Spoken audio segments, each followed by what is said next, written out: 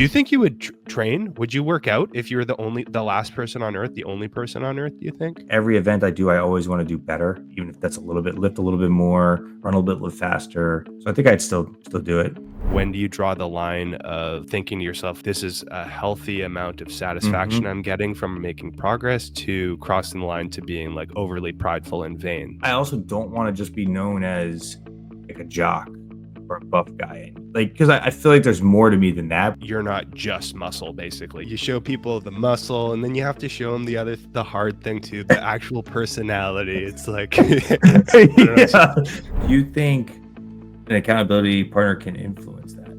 If they're not motivated. Oh, okay, interesting. I don't. Like, I feel like I disagree. What's going on, everyone? Accountability partners. Who needs them? Does everyone benefit from having one? In this episode, Zach and I have a conversation revolving around those questions and more, all about accountability partners. I know you're going to absolutely love this episode, so without further ado, let's get straight into it. Okay, so the topic for today is accountability, specifically accountability partners. So to start things off, Zach, how would you define accountability partner? Yeah, I think it's interesting. I think I view it more as like a friend, mentor, someone that is just gonna challenge you, uh, call you out on your BS. So I think there's got to be a certain amount of relationship connection there. I think you can have an accountability partner for a lot of different things. It doesn't have to be specifically fitness, but like here in this aspect, the guy who's texting you the night before, we going to the gym in the morning. Hey, are you up? We're going to the gym.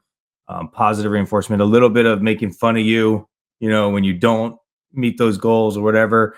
So I think, you could almost view that also as like a mentor or coach or whatever like that. But I think some of the accountability partner is it's more of a friendship relationship. There's not like a business aspect to it. There's not a official agreement or anything like that. It's just someone who always challenges you. I think is the main way I think I would define it. And as I was saying, I think even I said mentor a couple times, and I don't think so actually. I think a mentor is maybe someone more you look up to, whereas accountability partner more of like a peer-ish kind of thing. Is that how you think you would define it, or what do you think? Okay. Yeah, I think that's a pretty good way of defining it. So it's someone that you consider a peer or a friend that would help to keep you anchored doing a specific activity. So we're talking about fitness, going to the gym, for example. So someone that helps to keep you consistently going to the gym. Yes. Does that sound about right? Yes. And do you think also, now that you're saying that, do you think it has to be someone that is partaking in it as well? Because in that definition, it could be like, my wife saying, "Hey, are you going to the gym tomorrow?" I guess maybe that is an accountability partner, but I'm also viewing as someone who's maybe gone through it or is going through it, has experienced it as well. Or maybe that just makes them a better accountability partner. I don't know.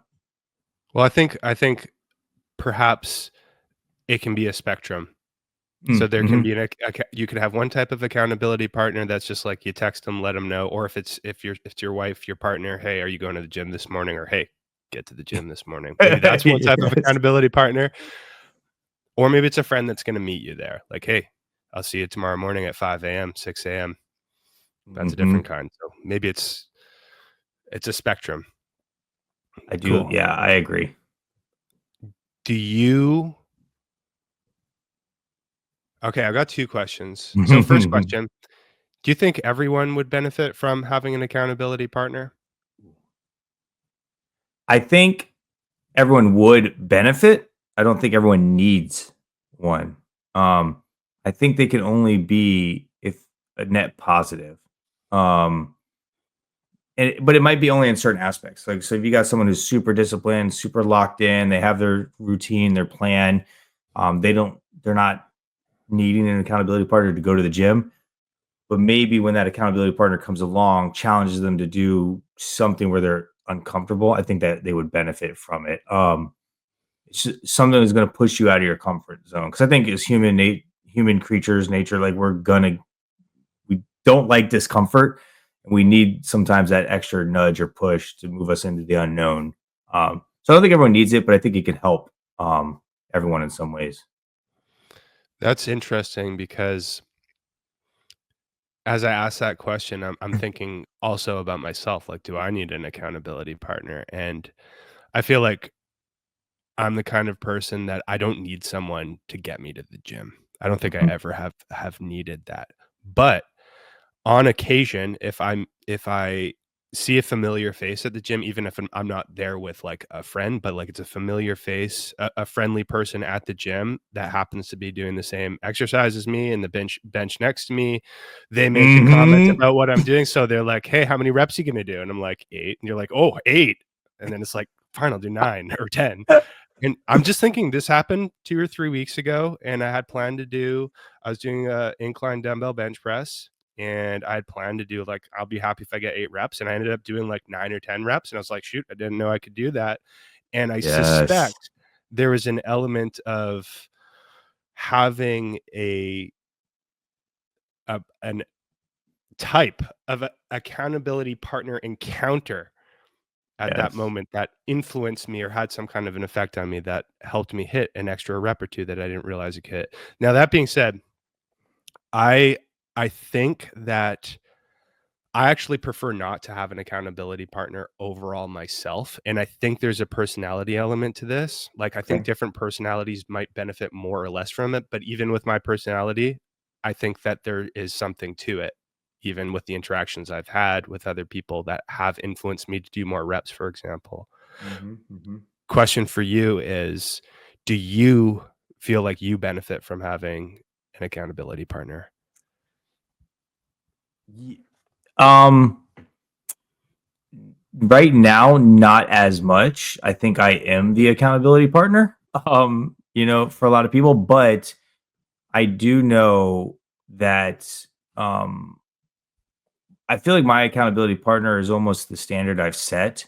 I make a lot of public goals and how people perceive me. So therefore, the accountability partner is not like a person. It's like the entity of everyone knows I go to the gym in the morning. If I don't go to the gym, I've kind of failed someone. I don't know who that person is, but I failed that person. Um, if especially like when it comes to like leading different people, you kind of have like that expectation. So I think the accountability partner is all the Marines that work, for me. Knowing that I'm going to go to the gym in the morning, know that I'm going to go for a run later, knowing that I'm going to do all those right things. And so I definitely do need an accountability partner in that sense every now and then to kind of check yourself to do the right thing, to do the things all the time. We don't get lazy, things like that. But I think, you know, I think I'm almost more that accountability partner for others. But I know I don't like to let people down. I know I like to post public goals and things like that. So in some ways, I make my own accountability partner by putting so much of an expectation on me. So maybe I am my own accountability partner in both sense for other people and myself. That's very meta. Do you, you're like your own meta accountability partner. Yeah. So it's the kind of thing where you you want people to know, or it's important for you Mhm. to have people know that you follow through with what you say you're going to do? Do you E- think that's part of it? yes. Yeah. 100%. And yeah, I don't like to fail. I'm competitive as well. So it's not even like following through. It's like doing better than what I said or better than last time, things like that. But yeah, um, people needing to know what I'm going to do it, following through with it, meeting my goals. Yeah, I would say that. Here's an interesting question. If what do you think it would be like? Like, imagine you had a different career. So, like, you have, like, a leadership role in your career, and, Hmm. like, you can make those kinda statements like, "Hey, I'm gonna train 5 days a week, 6 days a week, 7 days a week." You can make, like, kind of a public announcement or just even have the reputation that you're the guy that trains consistently and you do bodybuilding competitions and marathon preps and, like, upholding that that reputation. But Do you think things would be different if, say, you had a career where you didn't have a leadership position and you didn't have that kind of influence, or you didn't have people looking at you the same way that you do now? So, like, let's say you had, like, a completely solo, kind of a career where, like, you work in a cubicle Yeah. and you don't have a lot of social interactions with people That's around you. interesting. I have never thought about that. And as you were saying that, it's almost like, um, do you like are you like born a good leader or you developed into it? And I was thinking the same thing. Like, do I, if I developed that, need to be like the accountability partner or whatever because of my position, or is that how I always am? And it's hard to say because I've basically been in this leadership position since I graduated college, is 22 years old. But I don't know. I think I need the human interaction. I just know you're talking about personalities. It'd be interesting to hear your thoughts on for your personality. But like I thrive off of human interaction. I thrive off of engagement, competitiveness. Um, but it would be really hard for me if I just was never around people to be need that accountability partner or be that for someone else because I would feel isolated or alone. You know. Right. Do you think But that Do you think that, like, imagine hypothetically, like, you're the last person on Earth. You had everything you could let's say you have everything you possibly need to survive, like, there's more than enough food, you have a way to keep yourself busy during the day, but there's no need to impress other people or to have any kind of a reputation because there's no one around. There's no one for there's no possibility to have other people as an accountability partner for you either. You hmm can't get any hmm influence from anybody else or encouragement from anyone else. Do you think you would train? Would you work out if you were the last person on Earth, the only person on Earth, do you think? So it's so funny. I have two thoughts on that. I think number one, yes. If you had to ask me right now, I would still train because it's such a habit, which we talked about in past podcasts. I was actually joking with my wife. I'm like, man, I just want to retire so bad and get up, go for a run, come home, go golf, go lift, and go play trumpet. And like that could be my life. And I would be totally okay with it. Um, so I do think so. And also, I think this is kind of answers it, but kind of not. There's been a couple of times where I do these. We talked about it last podcast, the Murph that we do on Memorial Days. The last three Memorial Days, I've gone out and done this Murph, and I've invited other Marines or whatever, and they never want to go because it's on the day off or whatever. I do it at 3 o'clock in the afternoon where it's hot, like I'm an idiot. But like no one shows up, and I still go do it, and I think that shows that like I would still go train regardless if people are there or not. But then there's been times where you kind of sleep in that one day or you make the conscious decision I'm not going to go, and then someone does show up and they expect you to be there. And when they say, "Oh, we didn't see you at the gym today," I'm like, "Oh, it's like the worst feeling ever." It's like, "No, are you kidding me?" The one time. So I think I would. I think that's just my personality, my drive. And it's weird. It's kind of like every event I do, I always want to do better. I always want to do better for myself. Even if that's a little bit, lift a little bit more, run a little bit faster. So I think I'd still do it. I mean, I'm assuming the answer for you is of course because you love the pump. Yeah, I think the answer would be yes, but even upon asking that question, I'm like trying to think. I'm listening to your answer and I'm trying to figure out what my answer would be. I think it boils down to like what your reason for lifting is at the end of the day, right? Mm-hmm, mm-hmm. So the reason for lifting would certainly not be for other people, like because if there's no one Yeah. else on earth, then I mean that can't be the reason to do it. Mm-hmm. But I know I would do it. It's actually tough to articulate exactly why. Like, the best answer that comes to mind immediately would be because it makes me feel good, but even then, it's like, what exactly does that mean? So, like, it feels good in the sense that, like, I feel a sense of accomplishment from the workout. I guess, Mm-hmm. like, Mm-hmm. physically, like, I feel, the little endorphin release that you might get from a workout that everybody talks about. That might be No. a myth, I don't know. That. Um the satisfaction from seeing myself progress, like, in the mirror, I think I would still Mhm. like that, whether there would be other people around or not. But there is an element that, like, when I'm in the gym, going back to accountability partners, like I mentioned, I don't think I'm the kind of personality that Mhm. loves having an accountability partner per se, but I do like training in a gym with other people in it, even if Yeah. I'm not socializing actively with everyone versus, like, if I had a home gym and I'm completely by myself, I don't think I would like training as much. So I like being in a social setting, but I I I don't know, how that kinda ties into everything, that Do question.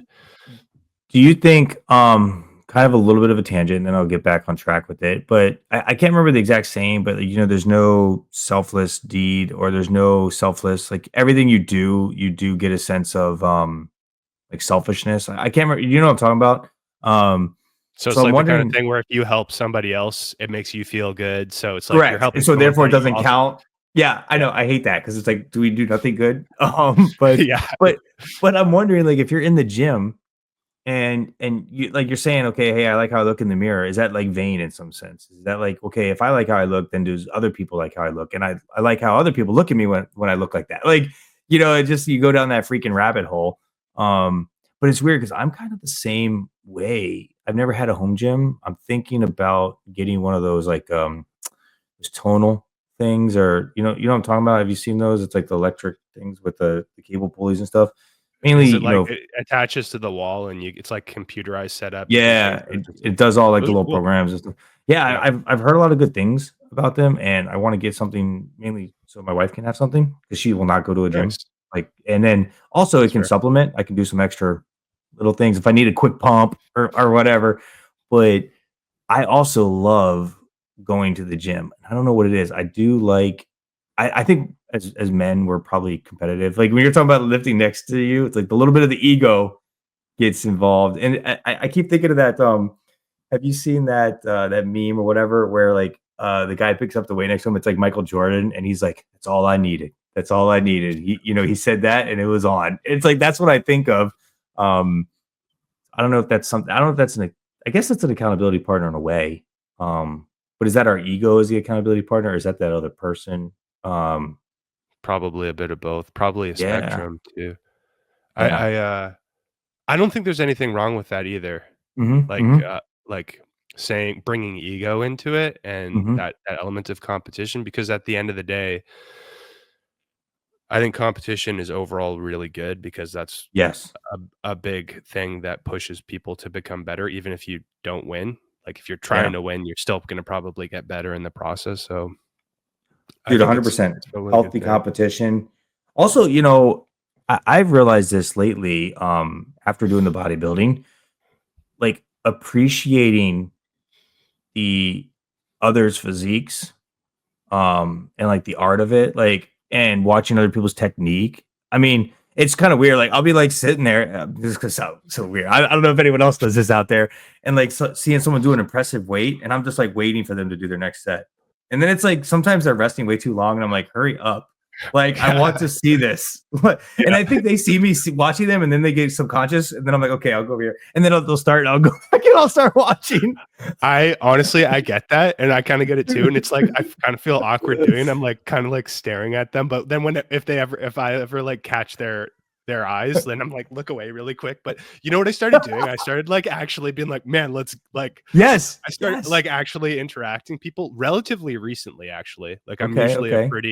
a pretty, overly introverted kind of, not Mhm. antisocial, but, I kinda keep my tunnel vision on.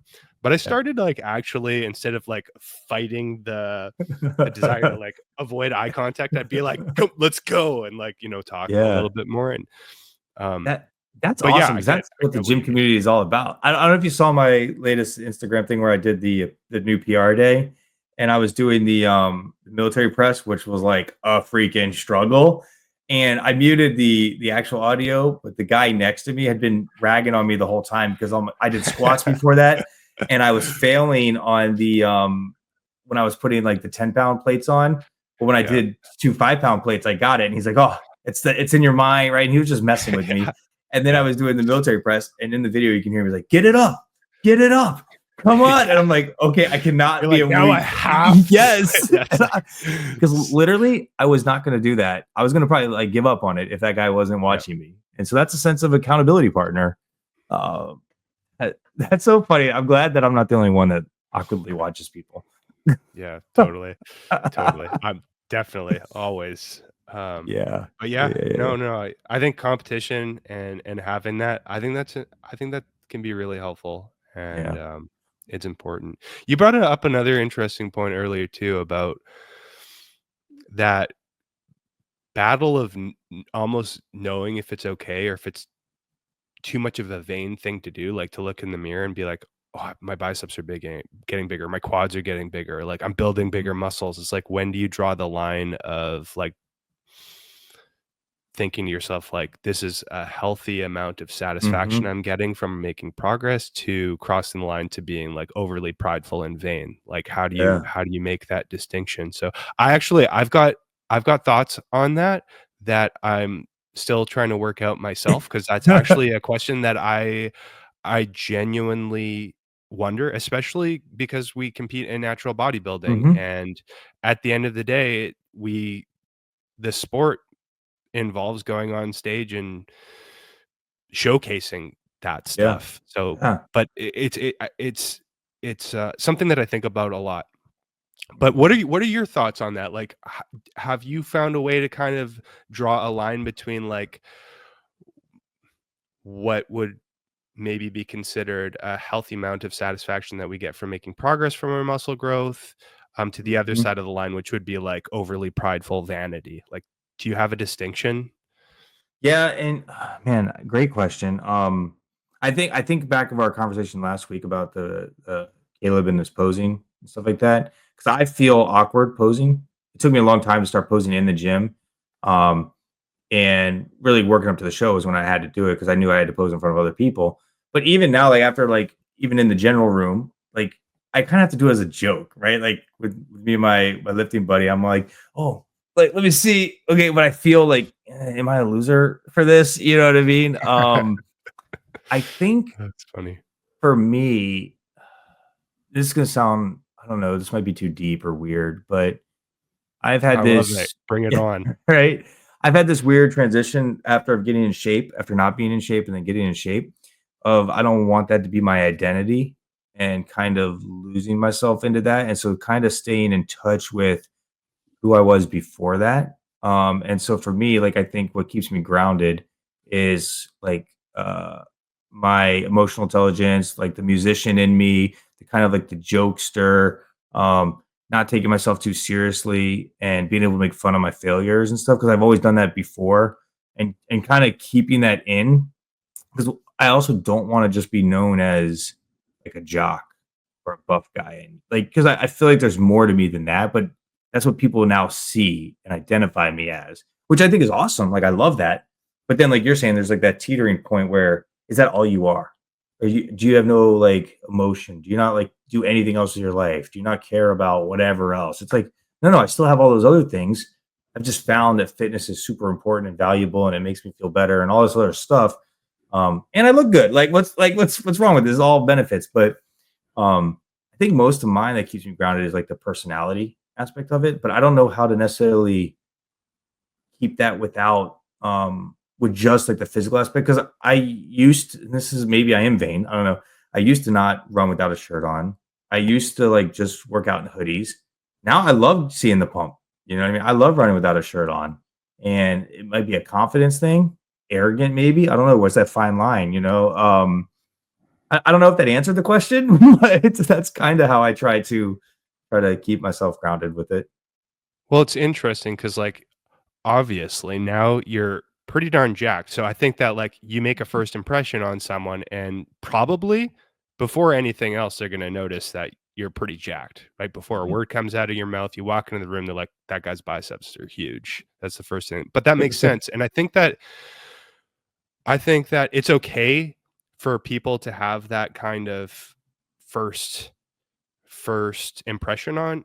on you, because it would almost be paradoxical for you to have a different expectation. So like you're super jacked, it would almost not make sense for someone to have that kind of initial first impression. It just like that would be cognitive dissonance for me. Yeah. Like, of course, you're going to notice right away. But it sounds like you want to make sure, like, not to kind of cross the line to super prideful vanity.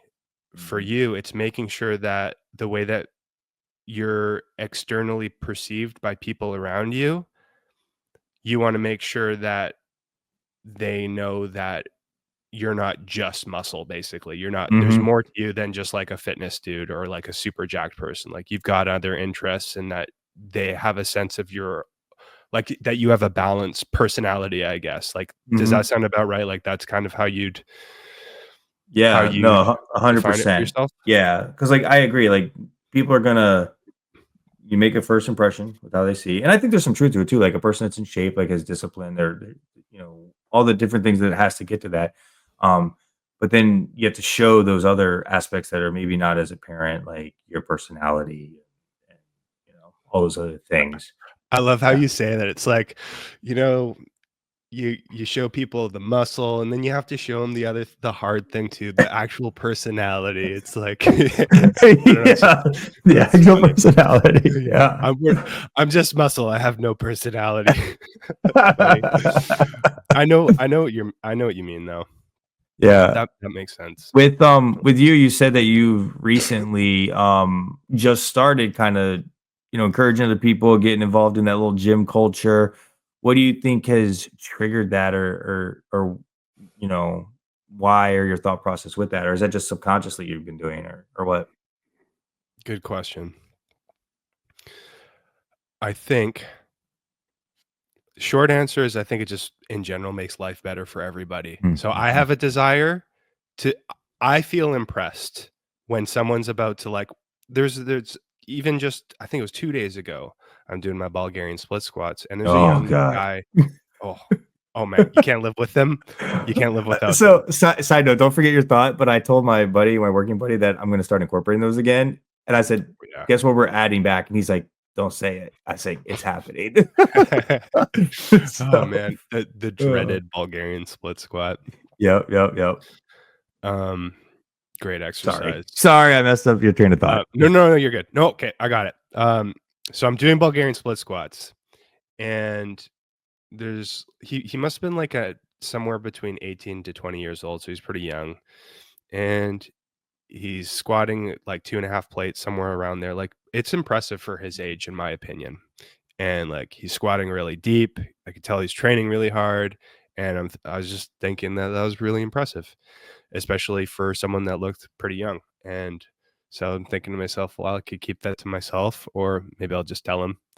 And so, like, for that example, I told him, and the byproduct of that was I think it made him a little bit happier, and I felt good about it too. Like, I felt happier even though, like, I wasn't the one that did it. Like, I wasn't the one that did the squat. I just felt I felt good just telling him that I thought he was doing a good job and that it was impressive what he was doing. So, there's no net negative. There's only a net positive to doing that.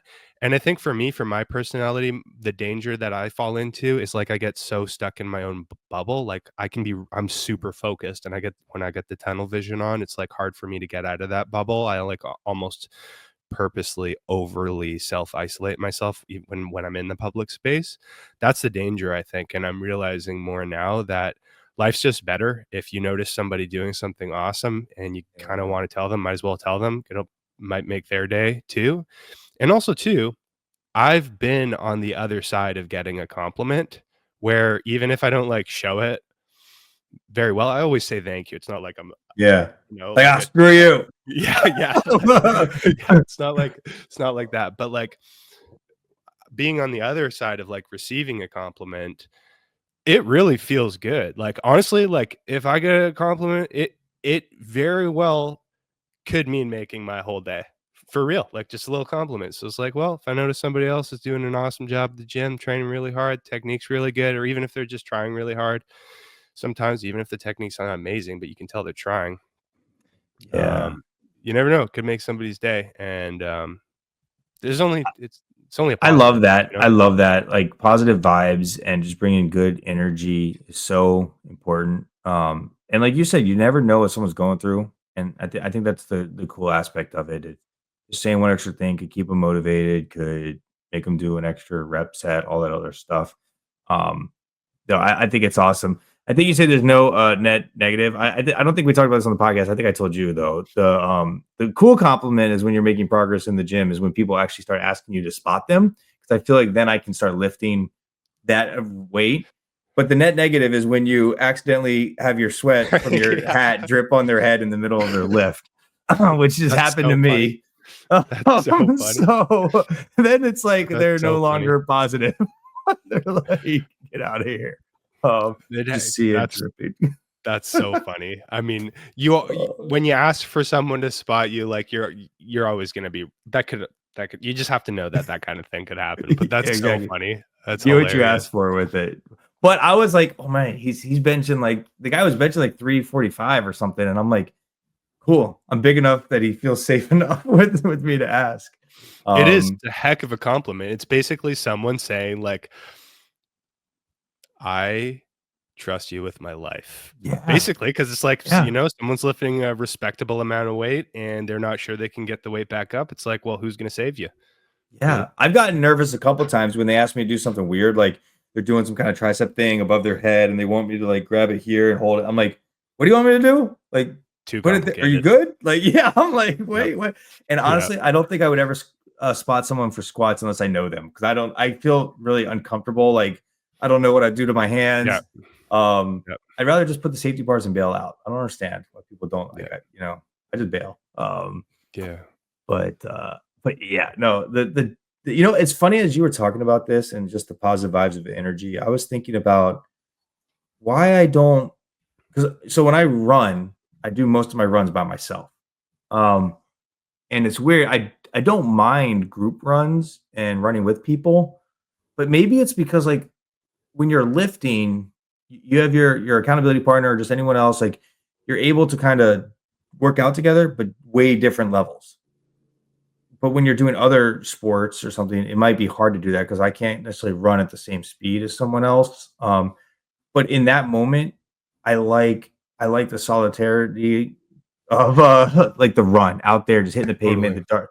But I wonder if it's a difference with the type of exercise, like lifting, man, something with that pump. Like I just like being around the people. But I lifted by myself. I mean, the gym that I did my whole transformation in was a gym all by myself the whole time. And so maybe it's seasons when we need that, like when we're in the grind, we're in our certain mental space. Like I don't know. I'm just coming up with this right now, but now I love the gym. But maybe it's because I have the body I'm proud of now, which goes back to the vanity kind of aspect. I don't know. Yeah. I think as far as like the difference between like marathon running, for example, or just long distance running, being like a s it can be done in a group setting. Like there's run clubs and there's a big Hmm. social element to that. And they're really like they've really blown up over the past couple of years, Yeah. I think, right? Yeah. Then you go get So your like beer afterwards and undo everything you did. yeah, you're not exactly doing it for like fat loss, but it is Yeah.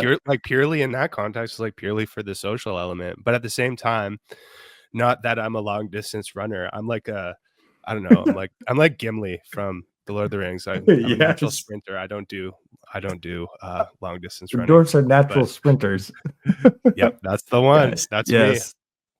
But yeah, like doing the solo thing, I think there's probably like a meditative therapeutic element to it where you can like put Mhm. in some tunes or like listen to a podcast and it's really enjoyable and nice in that sense. But Mhm. maybe from like a practical standpoint, like if you think about the logistics of doing that activity versus the gym. So the gym strength training, I mean, there's time between sets. So you have like logistically time to watch your friend or Mm. your accountability partner do their thing. They can watch you do your thing. So like you technically have the time to pay attention to what other people are Mhm. doing and to get influence or encouragement from the other person, Mhm. Mhm. maybe in a way that you wouldn't necessarily be able to get that kind of influence or encouragement with a running partner. Although you could definitely push your like a running partner. You guys are like trying to Yeah. push each other to keep your pace up, I suppose. But maybe just like from a practical standpoint, like you have rest time so you can afford Yeah. to spot the other person or pay attention to what the other person's doing, provide encouragement and that sort of thing. And maybe Yeah. that's part of it. But As you were saying that, what do you think the difference, if there is any, between like an accountability partner and a coach in a sense? interesting. This would be like a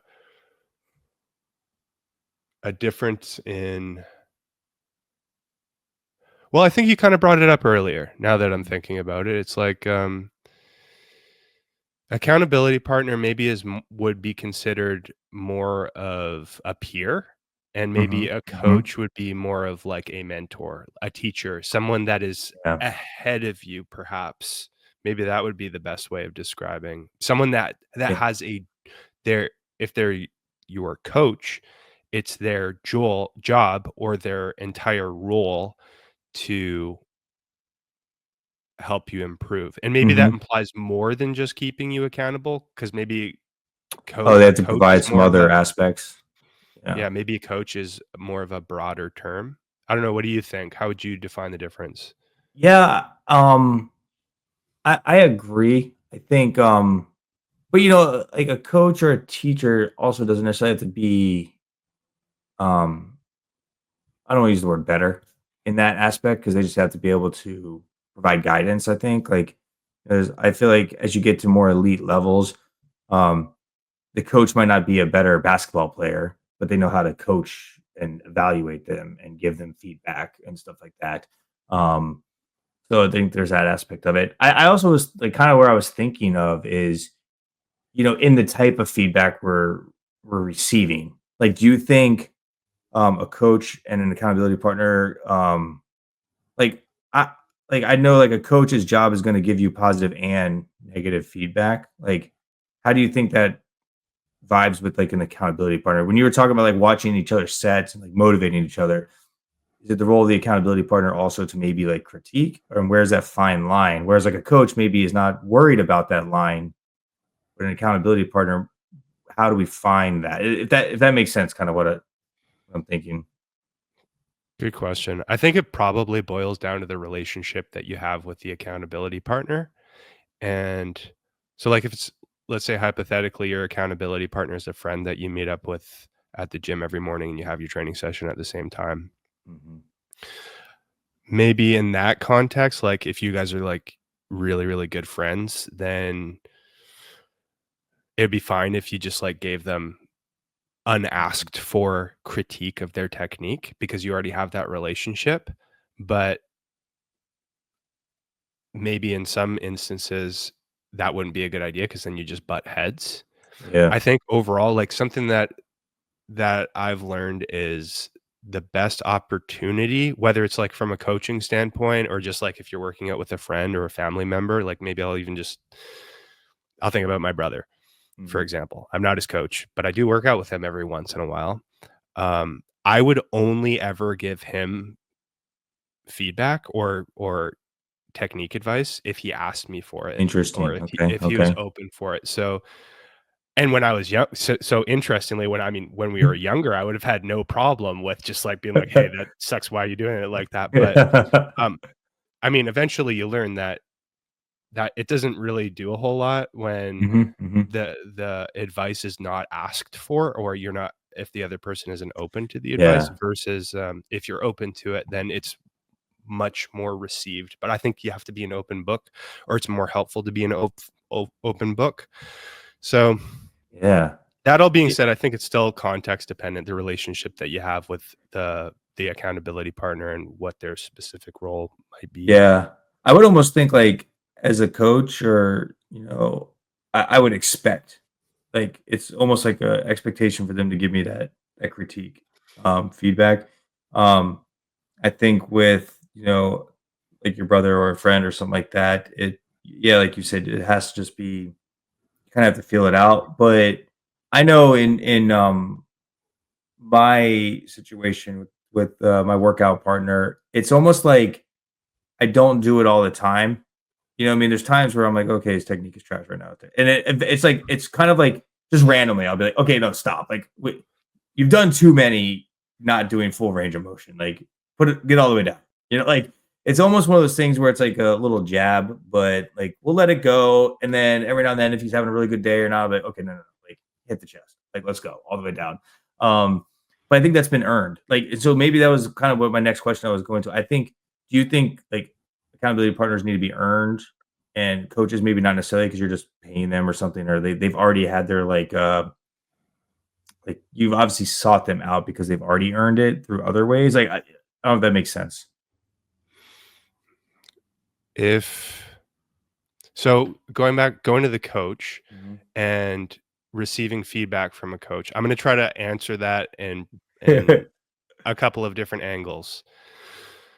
So, having a coach and receiving constructive criticism from the coach, I think that it makes sense for the coach to provide their constructive criticism, even sometimes without asking for advice or for permission to give advice, because they've already made the Agreement. client will have already, by hiring the coach, given permission for the feedback. Mhm, So, mhm. in that sense, like the client will have put that coach on a pedestal already. Hopefully, that's an okay way of stating it. But with the accountability partner, it depends on the role of the accountability partner if they've earned it or not. So, like, um, here's a hypothetical situation. Let's say I invite someone that I just meet from some public thing. Mhm. I kind of become an acquaintance with this person, and they mention that they're really nervous about going to the gym, or they want to go to the gym and get in shape, but they don't really know what to do. So I invite them to come with me and come work out with me for a month or something like that. So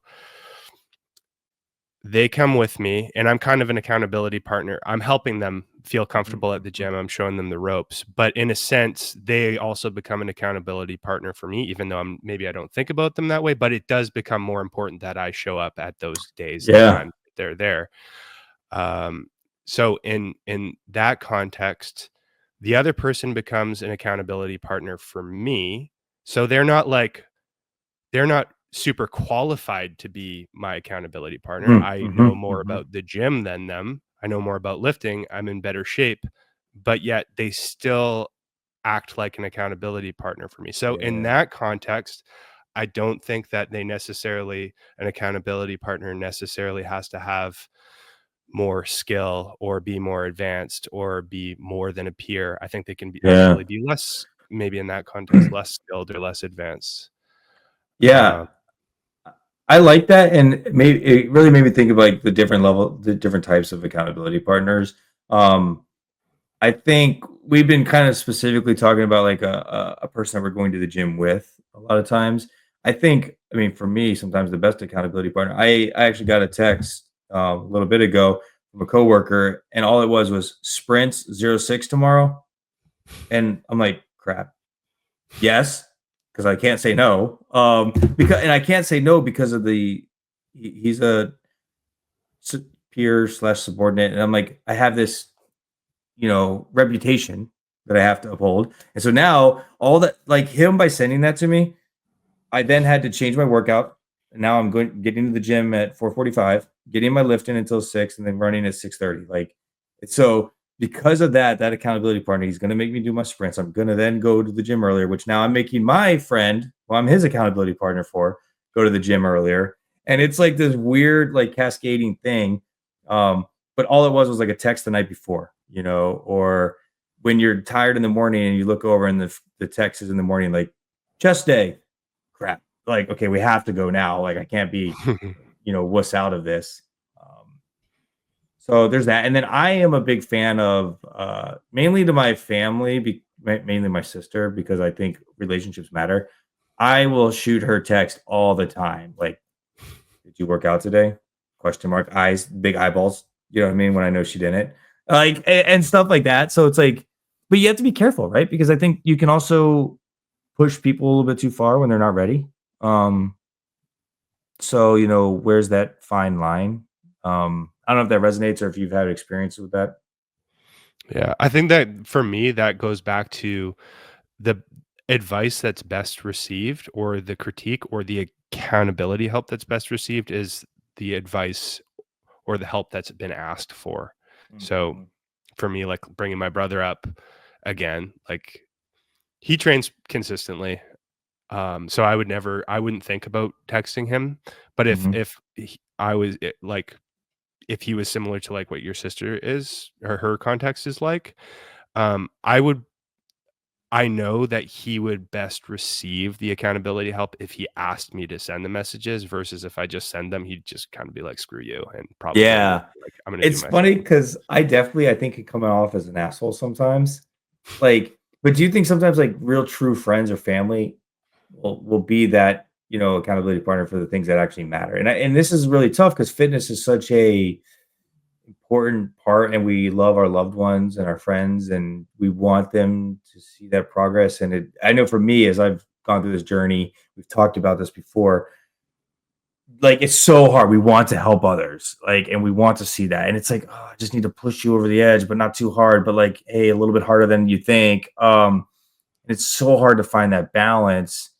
And I think I have enjoyed becoming people's accountability partners because I get to see when they do fully like commit to it, like they see the progress and all that other stuff. I don't know. You probably have a little bit better experience with that, just like how hard to push someone and then see like the benefits of it. And I mean, do you have any thoughts on that?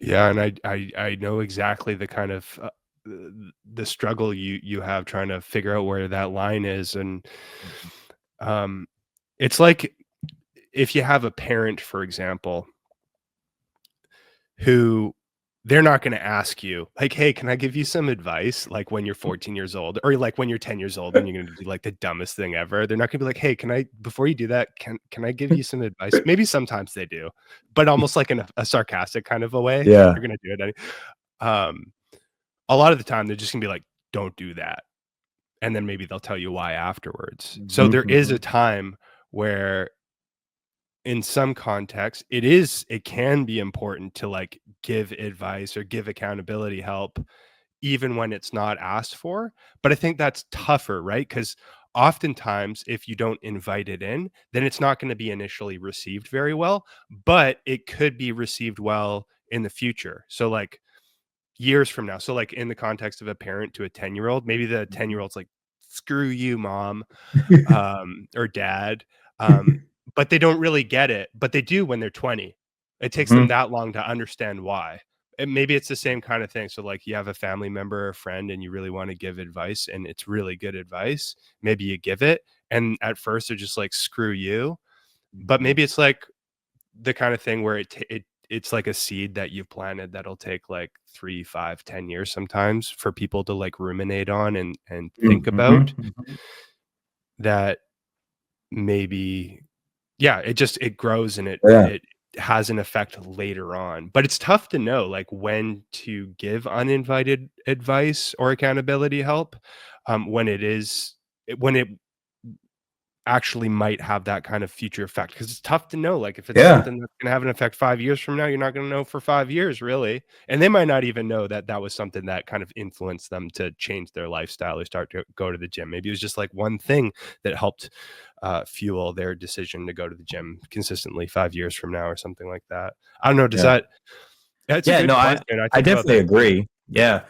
And it kinda made me think, kinda going back, to one of the topics we asked earlier. So, I think, do you think so kinda not like in the vain aspect of, but we talked about in the past, like, goals. I'm a big fan of, posting my goals out there and being my own accountability partner in a sense. So, I know in my whole fitness transformation, I post on Instagram every day of, like, me getting in shape and what I was doing. Um And I think by doing that, by being my own accountability partner, I became an accountability partner for others without really knowing. And so when you were talking about like over time, because now that is starting to percolate and is starting to materialize, with random friends that I haven't talked to in years reaching out to me and just like really appreciate this. Oh, the journey's awesome. Like really looking up to you for X, Y, and Z. Even so, I'm getting texts like randomly in the morning from friends like, "Oh, I just got done on the treadmill for this. Like, what do you think?" Like, I'm like, interesting. Like they sought me out, and I think how I received it in a positive manner. Like, hey man, crushing it, great job, fire emoji, right? Like random stuff like that. Um, and then if they really want some information, it's like, okay, I'm gonna type real quick, like what I you should really do, you know. Um, and it's like you kind of mistakenly or by accident become an accountability partner without realizing it. Do you has that ever kind of happened to you, or do you have you ever became like an accountability partner for someone that like you didn't realize they told you afterwards? You know, do you have any experiences like with that, or have you purposely been like, hey, I want to be your accountability partner, or something? Hmm. Good question. As far as like unintentionally becoming someone's accountability partner goes, It's a tough one. Yeah. I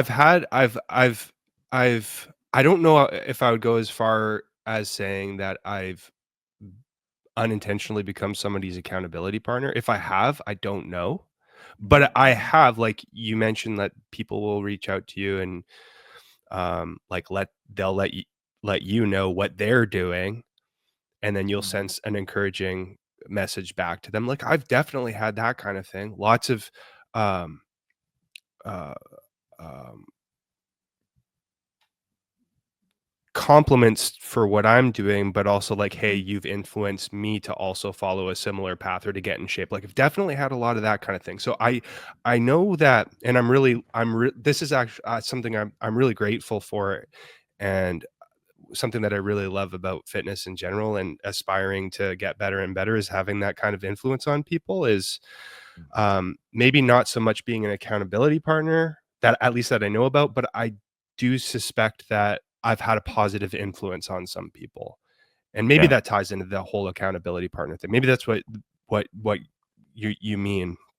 Um, Hmm. but yeah, I think in that context, like I do know I've been a positive influence from some interactions I've had. But at the end of the day, I'm like from a career standpoint, I'm a physique coach. Hmm. So Hmm.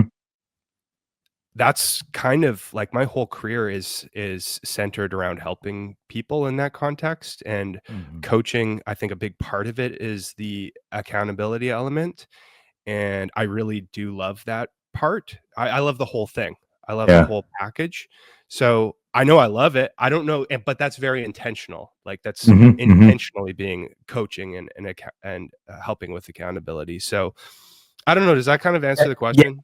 And it's really funny too because I can totally like appreciate that because it's almost one of the, like for me it's one of the most rewarding things when people ask me for advice or they reach out and they say you've been motivating, this is what I'm doing, this is where I'm at in my journey. um so it's definitely, encouraged me, it's made me reconsider what I want to do after, the military. And I love the idea of mentoring, coaching. I love something with fitness and stuff like that, and I think it's just one of the awesome, awesome things. But yeah, and I think we were talking about it way earlier about like, um, what makes us want accountability partners or whatever. And I think, circling it all the way back, I think I don't mind an accountability partner because it continues to make me push myself. Like I didn't want to do sprints tomorrow. Now I'm going to do sprints. And I'm sure he didn't want to do sprints either. He knows that I expected him to ask me. Like, it's like that too, like, we kinda know, and deep down, we know it's the right thing to do, and we no one wants to wuss out first, you know what I mean? Um, but I think I've really started to really appreciate and really enjoy being that accountability partner for other people, and I think it really is, like, it's made me up my game, and always be on, never make a mistake. Like people know I'm going to the gym no matter what. People know if you don't text me like in the morning and we're supposed to meet up, I'll be there anyways. Um, and I think it's good because I now have that standard to hold myself to it, and it just makes me better. So even if they don't show up or whatever, I think it's only improving. Um, It's a but I big would, way yeah. of maintaining your reputation as being reliable. It Hmm. shows that you're Hmm. reliable. Yeah, yeah. Oh, no, I agree. I think, I think it's interesting. I think the human dynamic of it, especially like, especially with like the gym aspect. I think we were talking about the gym culture and so many people are maybe intimidated of it. They don't really know. And we were talking about like the vainness of it and I think just having that positive environment when you're there, having someone motivate you to go and then encourage you when you're there. Like that's more of just being a good person, and I think it's just so essential because fitness, like we've been talking about, is awesome. Getting in shape is awesome. Getting jacked is awesome. It's healthier for you. Everyone enjoys it. Like there's nothing negative, and just having a person say, "Hey, you want to go to the gym tomorrow or get a pump? Hey, let's go to the gym. Hey, come on now. You haven't been in a while." Like any little encouragement gets them going. Um, why do you think maybe some people shy away from that? Like, they don't want that accountability part. They almost feel like it's calling them out on it. Like, where's that fine line? Why do people like, no, I want to do it by myself? What do you think? I mean, and also why don't you think you need an accountability partner, I guess? I'll try to answer in two parts. So, for the first part, why do some people choose not to have an accountability partner or shy away from it? Hmm. The most, I think the first answer that comes to mind for me would be they're just not ready to start working towards the goal. Hmm. I think that would be that's what seems to be most obvious to me, but I guess it's going to be context dependent for each individual. But I suspect, like, if, let's say, for example, you had a friend who was overweight and they have vocally mentioned that they wanted to get in better shape. So you invite them to go to the gym with you, but they still say no. Like, no, no, I don't think I'm ready yet. I think it's in that context, the the thing that would make the reason that would make most logical sense to me would be their desire it just isn't strong enough yet. Hmm. Because there has to be a tipping point between maybe they're really nervous about going to the gym, or maybe they just really don't want to because it means that they have to change their whole schedule. If they have to wake up earlier, they have to Hmm. implement change, which is really tough. At the end of the day, if they say no, then I think the most logical reason would be because the goal just isn't as important enough yet to tip the scale to get them to do the thing that they don't really want to do yet. I don't know. Does that, do you think that would Yeah, check no, out? I do think so, but do you think um an accountability partner can influence that? Like, Uh, if they're not motivated, oh, okay, interesting. I Like, don't. I feel I like I think disagree. okay. Okay, well, So, yeah, go go ahead. ahead. No, you first. So that way I can Well, argue. I'm just kidding. perfect. Okay. So I think that if a person hasn't yet made up their mind or it's not yet important enough for them, I think that I suspect they intrinsically need to make the decision themselves. They need to get to a certain point where they've made almost like an epiphany in some cases. Maybe it's not like an aha moment, Mhm, but eventually mhm, gets to a point where they put their goal of getting in shape or losing weight or building muscle or whatever it is high enough on a pedestal to tip the scales enough for them to do something about it. But I think it has to mhm, come intrinsically. I think that external influence, like having an accountability partner or a friend to encourage them, I think it does help. But I think mhm. it's like 1 or 2% in the whole picture. Okay. At the end of the day, what's gonna keep them going even more than an accountability partner is Like that drive, intrinsic. that internal, yeah, Like goal or a motivation. strong reason to, a strong Mhm. enough reason to. What are your Interesting. thoughts? So, I I yes, for I would say a lot of people. I'm just thinking about me personally. Um, I don't think there's a lot of accountability partners as intense and driven as I am to basically, in a nice way, bully people into doing what they need to do. So, like, because I've been very patient with some of my friends, right? Like, hey, it's okay. I'm going every day. when are you coming? Oh, you're not coming? Okay, tomorrow? We're gonna go tomorrow? No? Okay. Wednesday. Like, and one day they'll come. And then I'm always just very positive about it. Like, hey, great job, man. You crushed it. When you coming back? Okay, next week. Okay, cool. Like, and what I've seen is that person is now going 5 days a week with me.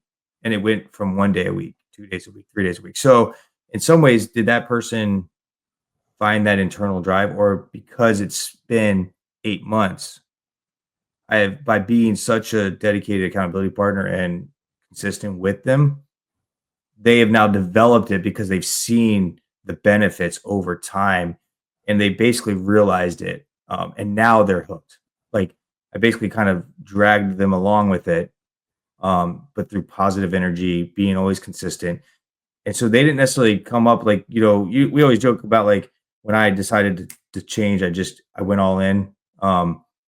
Like that did not happen with, my friend. Like it's like I had to show through time. And I was thinking like being a dedicated accountability partner, they've now figured it out. Like I don't think he would have came up with that by himself. I don't know if you've seen that, if that makes sense, or am I like speaking like craziness? No, I am completely on board with that. I think those are really, really good points. And so the points that I really like that the point of like it's you encourage them enough, like it's a combination of like encouragement and maybe like we'll say like when it's needed, like just a little bit of that like Little appropriate nag, peer like pressure to keep yeah. them keep them going just enough for the greater good, especially if you know it is important to them. And you do it for long enough that it starts to become a habit for them and they start to see Mhm. results from it, and then they can start to generate more motivation to do it, and maybe that helps grow the internal drive to do it. So maybe it's like kind of a combination of the two, but I think that those are all really good points. You've kind of persuaded me a little bit more in that direction. So i I think you've persuaded me. And I think it does depend. I think that you would be a pretty darn good accountability partner. So going back to the beginning of our conversation about how like defining an accountability partner, and that an accountability partner can be like on a spectrum. You would Mhm. be like top tier, like in S person, tier. S tier in person. I'm gonna see you at the gym, and you're so consistent that like people can rely on you so much that they'll be able to just like build a habit over months and months and months because you'll be that consistent to keep showing up. So like you would be S tier accountability partner. So in your specific context, I think that you could have a lot of impactful, like genuinely impactful influence on Mhm. whoever you are helping with accountability. Yeah, So yeah. I I love I'm I'm persuaded. that. And you know what? You know what? That's why I mean, coaches in general, I guess I shouldn't even talk because at the end of the day, I'm a coach, so, like, people hire me to help to with for that kind of thing. So I do know it works because that is, kind of a part of my job. But, I think the important element is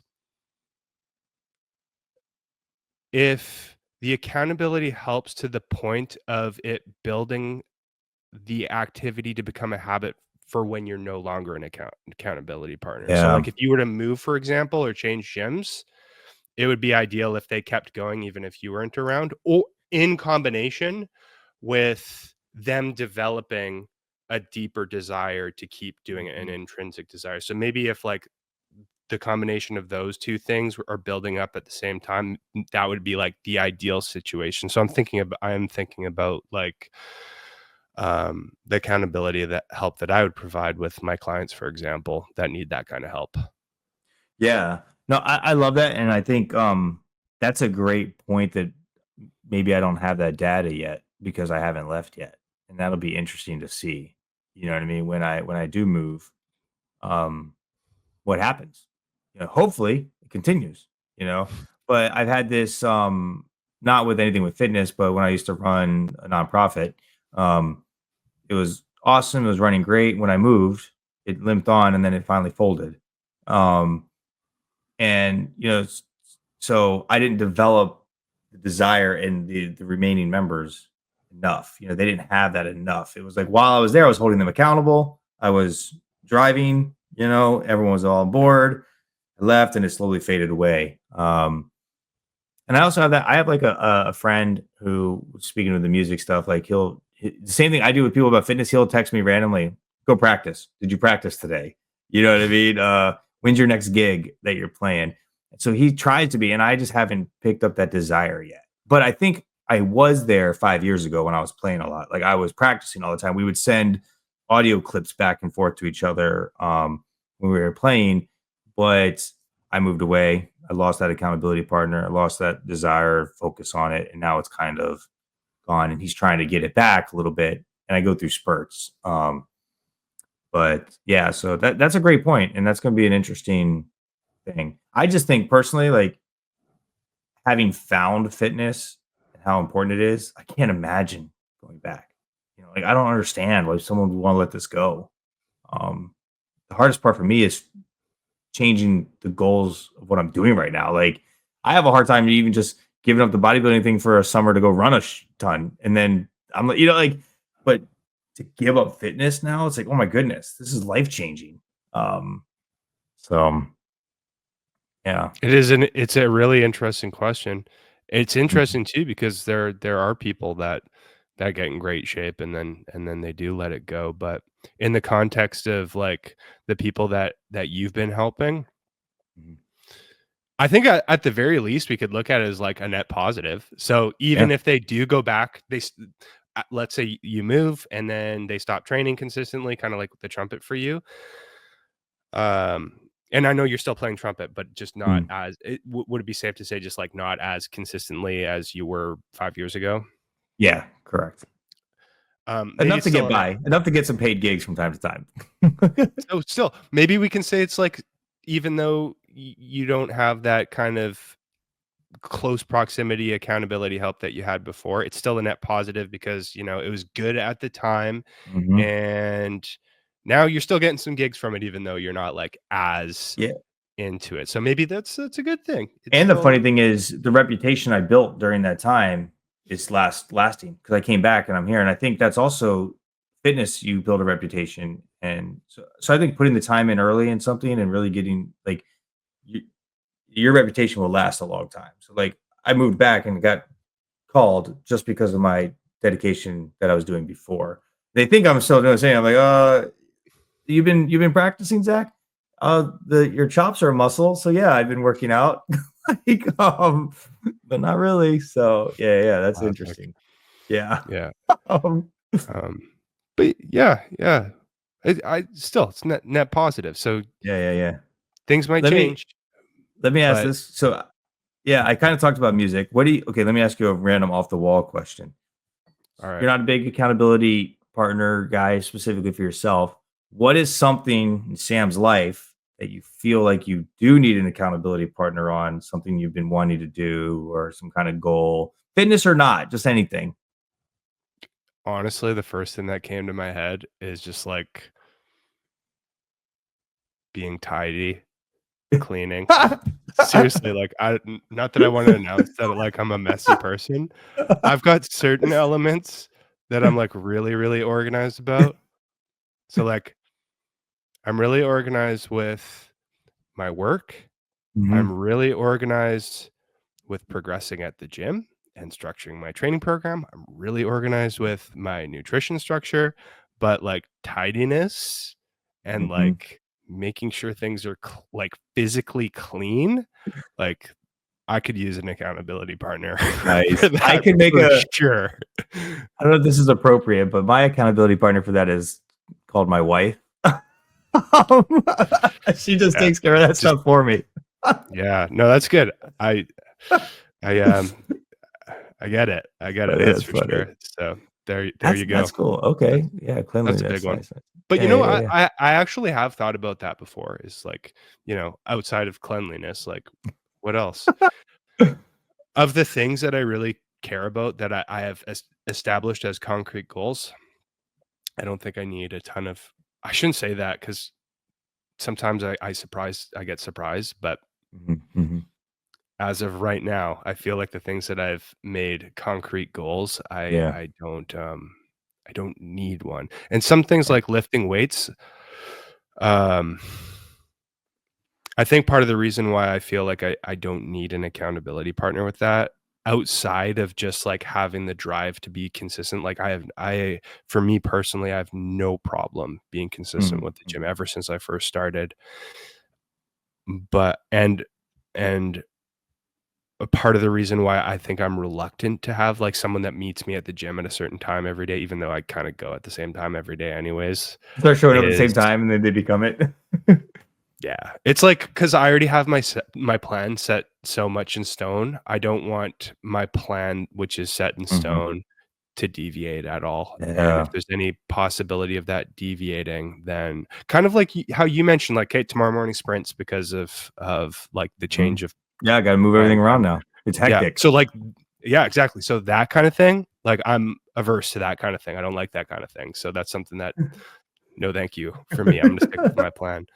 But, I think it's good to honestly, just hearing myself talk about this actually, like, maybe I should be a little bit more open-minded to it, Yeah, but I but, think it's good too because 'cause you're obviously confident and you have a focused goal, and that's important too. And I think also you brought up a good point about your consistency. I think you probably benefit more from, like, a mentor. You know what I mean? Someone who you look up to and can just give you that wisdom and guidance from someone, like, because 'cause you already are very experienced. I think it's more when we start to, like, experiment into things we don't like doing, that maybe we need that accountability partner, but yeah. yeah, that's an important distinction to make. So, earlier you did ask the difference between coach and an accountability partner. I do think that I personally would always benefit, and I always do want to have some kind of a mentor with fitness stuff. I think Mhm. that's the fast track, the most logical way to make real progress. You don't, um, there's there would be less, like, trial and error that needs to go on, so Mhm. you could reach the goal faster if you're relying on somebody else's wisdom and expertise, someone that's been through what you're trying to do over and over again, and someone that has a lot more knowledge in the field. So, like, for natural bodybuilding, for example, Mhm. I've got a natural bodybuilding coach, and I would like to have a natural bodybuilding coach for as long as I'm doing this thing, I think. Yeah. I think that's really, really helpful for me, but, um, I the way that I think about him, Jeff, is he tailors my plan, he helps me optimize my process, make sure that it makes sense from an optimization Mhm. standpoint, so, like, to get the best results possible, but also making sure it doesn't, like, disintegrate my life in the process, because you can Yeah. basically sacrifice everything to get the best results possible. So, he actually, and especially when I'm doing a prep, he's I need that. That's something that's a bit of accountability help, not to Yeah. overdo it. So that's some accountability help. Mhm. But I really benefit from that. So I guess it's important to make that distinction for myself anyways, is like, I'm a huge advocate of, like, as far as self-betterment goes, Yeah. is having a mentor, someone that's been through it a lot, that has a huge pool of knowledge and wisdom and experience to help, um, guide and help me, Yeah. throughout my Yeah. process. So No, I totally agree. And I think it was funny as you're talking about that. I was thinking about, like, our relationship and, like, I feel like how you have been my coach, a mentor, and an accountability partner, right? Like, you've, like, kind of done all the things in all different stages of when us working together, you know what I mean? I still think, like, when you were doing the lives, right? Like, and I felt like I had to show up because you know what I mean? I kind of like I said I'll be there, you know what I mean? And I got to be there and stuff like you that. know, So kind of a digression, but, like, I'm so grateful you came to those. I mean, for everyone that's listening, yeah. those are Facebook Lives that I used to do in, like, like, free to join Facebook community group. The different topics would revolve around fitness, like, what are the best rep ranges to shoot for in your sets? How many sets should you do? What's the best way? How many calories should you eat if you're cutting? So on and so forth, like those kind of topics. And, um, it's tough to get people to come to those workshops, but you came to like all of them, and I'm super grateful because it actually gave me something. I'm just like, I don't know if anyone's gonna come, but I know Zach's gonna come, so I'm Zach's gonna make gonna sure be that there. I know that I'm gonna make sure that this is a very well prepared for workshop. And it made it enjoyable too because you're always there. So I look forward to it because we get to talk about stuff that we both liked, and like it was fun for me. So I'm actually super super grateful that you came to all of those because geez, like there Yeah, wasn't a yeah, lot of for people that sure. came, but you were super And I super learned a shit reliable. ton during all that. Like, I mean, I learned so much. I basically would implement all that stuff, into my own training and stuff like that. So it was awesome. That's good to know too. That's Yes, 100%. That's how I got all those awesome. gains. Awesome. Yeah. Well, I'm glad it was helpful. Well, no, I think it's awesome, and I think, I think the biggest thing that people can get away from this, if they've been listening, is if you need an accountability partner and you have not followed me on Instagram, you come and follow me on Instagram, Yeah, and I will send you fire emoji and the flex emo, and I'll be your accountability partner. And if you need a Zach. coach, then Sam is the coach. See? Zach's Instagram will be found in the description of this video. So make sure that you go ahead, you click the link, you hit follow, and then you follow all of Zach's content, and he's gonna help you with accountability. So There we go. make sure to click on that. But yeah. What do you think? Any other subtopics revolving around accountability partners you wanna talk about? Or do you think we've covered all the big points?